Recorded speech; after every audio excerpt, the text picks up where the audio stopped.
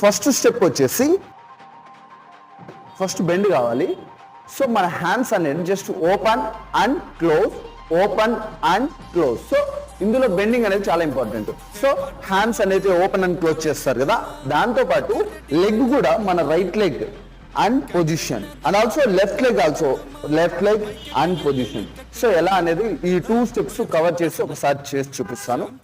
1 position and 2 position and 3 position and 4 position, just open and close.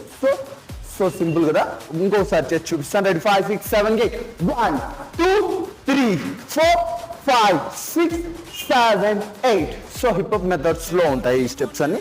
And second వచ్చేసి small change ఒకటే ఉంటుంది. Small change అంటే ఆ change ఏంటంటే just hand back and back and back